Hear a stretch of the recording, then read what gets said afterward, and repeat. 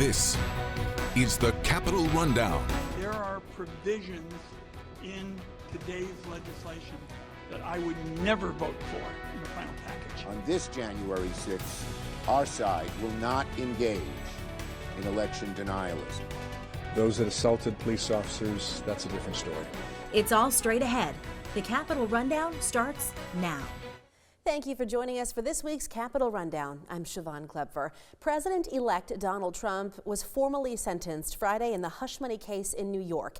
He was given an unconditional discharge and will not face any punishment. Bradley Blackburn has the details.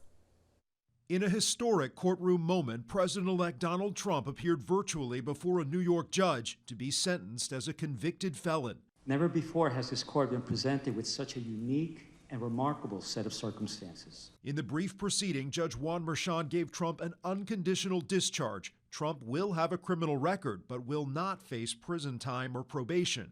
The president-elect, who was with his attorney at his Mar-a-Lago home, listened via video link. Before the judge announced his decision, Trump spoke to the court.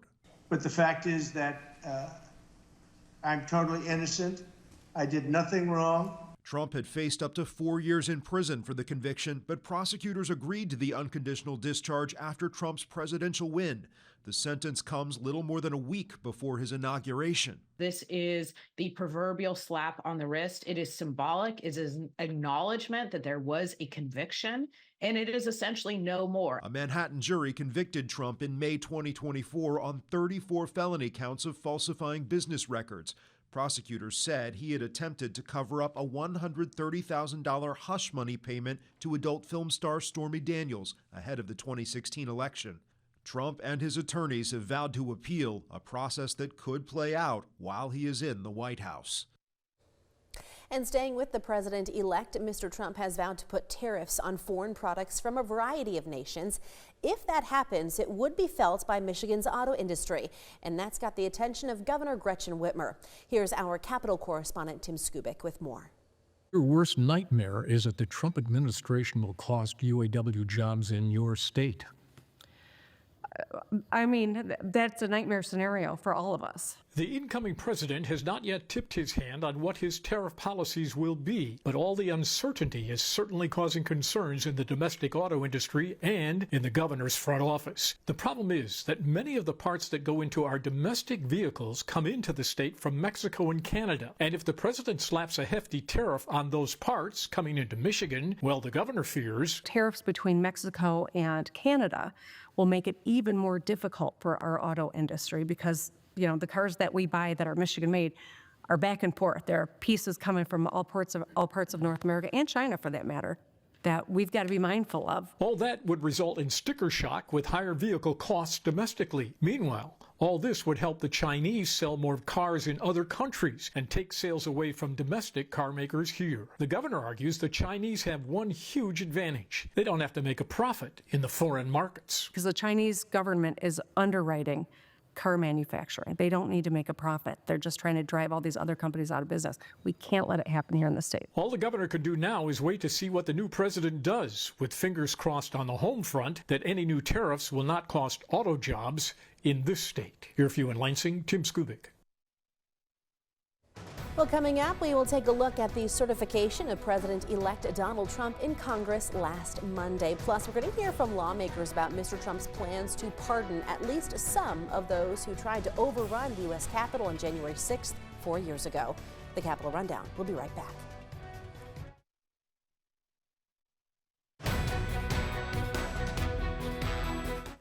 Welcome back. Vice President Kamala Harris presided over a joint session of Congress Monday where lawmakers voted to certify President-elect Donald Trump's victory. The certification was a stark contrast to the one on January 6th of 2021 when rioters stormed the Capitol to try and stop President Joe Biden's certification. Our Washington correspondent Basil John reports. Despite a snowstorm here in D.C., senators and representatives gathered on the House floor and certified the 2024 election results without issue. And today, America's democracy stood. With Inauguration Day 2 weeks away, Vice President Kamala Harris stood at the head of the House floor to verify the certificates and count the votes. In less than an hour, the votes were counted. It appears therefrom that Kamala D. Harris of the state of California received 54 votes for president. It appears therefrom that Donald J. Trump of the state of Florida received 30 votes for president. We're certifying President Trump's historic election. Congress certified the results of the election for former President Donald Trump. Donald J. Trump of the state of Florida has received 312 votes. But on this January 6th, many Democrats looked back to 4 years ago when rioters stormed the Capitol during this very process. Senate Majority Leader Chuck Schumer says Democrats would not repeat history. On this January 6th, our side will not engage in election denialism. President-elect Trump is considering pardons for those who breached the Capitol. Michigan Republican Tom Barrett supports that. The privilege to pardon is one that rests entirely with the President of the United States. Massachusetts Democrat Jake Auchincloss says that should not happen. They should not get pardoned. With the certification complete, President-elect Donald Trump is set for his inauguration on January 20th. Reporting in Washington, I'm Basil John. Well, as you just heard, President-elect Trump plans on pardoning at least some of those who are serving prison sentences for their part in the insurrection at the U.S. Capitol. More than 1,250 people pleaded guilty or have been convicted after trials in connection with January 6, with more than 650 of them receiving prison time ranging from a few days to 22 years. About 140 police officers were injured in the attack, with officials calling it the largest single-day mass assault on law enforcement in American history. Some Republican lawmakers, such as Congressman Tim Walberg of Michigan, support pardons in certain cases. Like I said, I support pardons for those that committed nothing other than being motivated to come and express their point of view to Congress. Those that assaulted police officers, that's a different story. During his campaign, Mr. Trump referred to the January 6th rioters as hostages and patriots and said he would pardon those who assaulted police, quote, if they're innocent. Coming up, our Capitol correspondent will be here to fill us in on the latest from the new State House session with Republicans in control. Plus, we'll find out if Governor Gretchen Whitmer plans on endorsing anyone to replace her or if she's staying out of it. That and much more coming up next.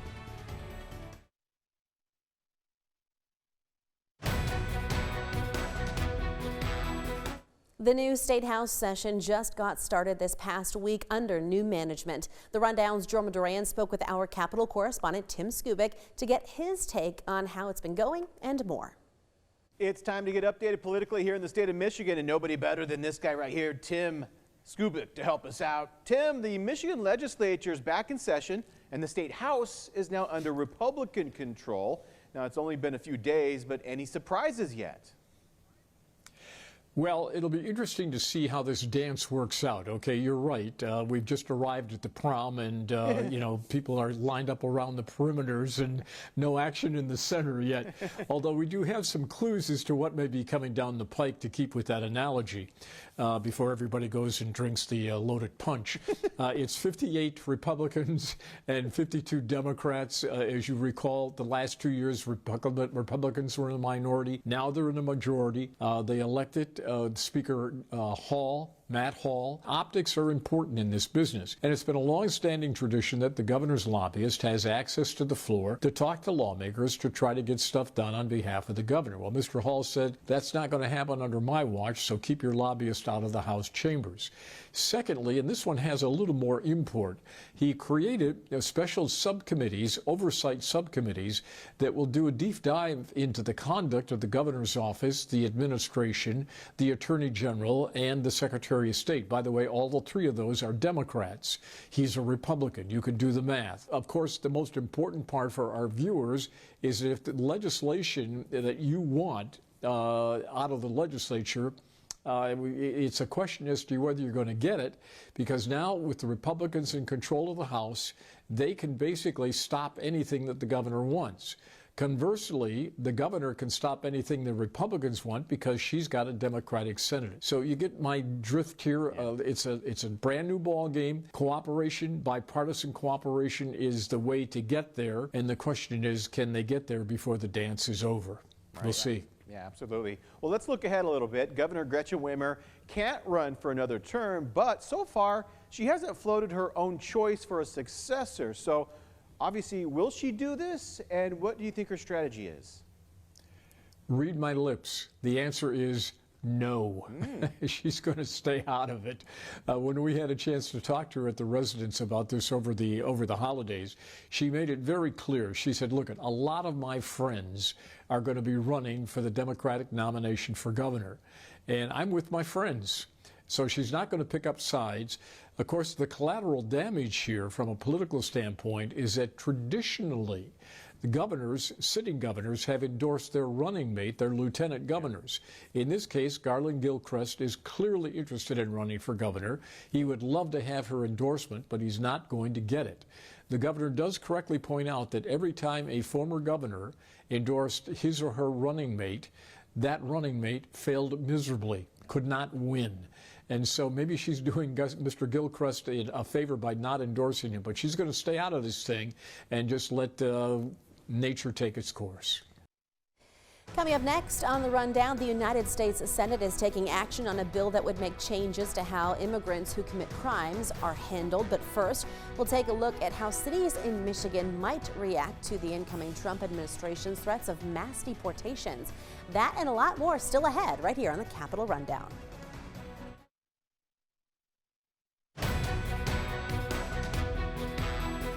Welcome back. Last week, the Rundown's Nick Simon brought you the story of how immigration advocates were preparing for possible mass deportations under the new Trump administration. Nick is here with the second part, looking at sanctuary cities in Michigan.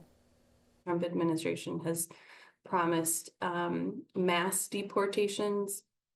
In order to get to that scale, they'll likely be changing immigration policies. In its second term, a more experienced Trump administration will have the ability to carry out these changes on day one. And experts say that'll make things harder than ever for undocumented immigrants trying to stay in the U.S. There is definitely stronger rhetoric, stronger commitment, I think, to this ideology that the new administration is bringing in. During the first Trump administration, the Lansing City Council passed a resolution declaring the state capital a sanctuary city, then went back on it when the federal government threatened to take away funding. So the mayor passed an executive order, including many of the same protections, and current city officials say that they're going to continue that. They're the federal officials. They're going to do what they have the authority to do. Our police officers are going to act as police officers. We don't enforce agriculture. We don't enforce, we don't enforce certain things that federal departments do. If the federal government threatens to pull funding again, immigration advocates say city officials should stand their ground. During the last Trump administration, the court stepped in before any city lost funding, and activists hope that'll happen again. Their definition was challenged in court, and those municipalities were found not to be in any violation of U.S. law. And the mayor says he's ready to respond. I was here for the first Trump administration, and I'm now here for the second Trump administration. And again, our police officers are going to act as police officers, and that's how we move forward. Nick Simon, thank you. And in Washington, the very first bill this new Congress is tackling focuses on illegal immigration. It's called the Laken-Riley Act, and it already passed through the House with bipartisan support. The United States Senate took it up on Thursday. Last year, Georgia nursing student Laken Riley was killed by Jose Ibarra, an undocumented migrant. Senator Katie Britt is one of the Republicans leading the fight to pass the Laken-Riley Act, a bill that would give immigration officials the power to detain illegal migrants who are charged with theft-related crimes, which would have included Ibarra. On Thursday, the Senate voted to move the bill forward and start debate on it. Democrats want to have a robust debate where we can offer amendments and improve the bill. The Republican majority unanimously supports the legislation, but it needs 60 votes to become law, so at least 7 Senate Democrats would have to vote to pass it as well. There are provisions in today's legislation that I would never vote for in a final package. But others have committed to voting for it, like Senator John Fetterman of Pennsylvania. He says he thinks it will be enough to pass. The final vote in the Senate could happen as soon as this coming week. Now, both of Michigan's Senators Gary Peters and Alyssa Slotkin, both Democrats, voted for the Laken-Riley Act to clear the procedural hurdle on Thursday. In a statement released before Thursday's vote, Senator Slotkin said the bill does not address the root causes of the problems in the immigration system. But she also says Michiganders want action to secure the border. She went on to say, quote, "We must get past petty partisanship that continues to dominate the immigration debate," end quote. The senator also said she looks forward to the amendment process for the bill. Coming up, America said a final goodbye to President Jimmy Carter on Thursday. We'll take you to the National Cathedral in Washington, where his state funeral was held. Stay tuned.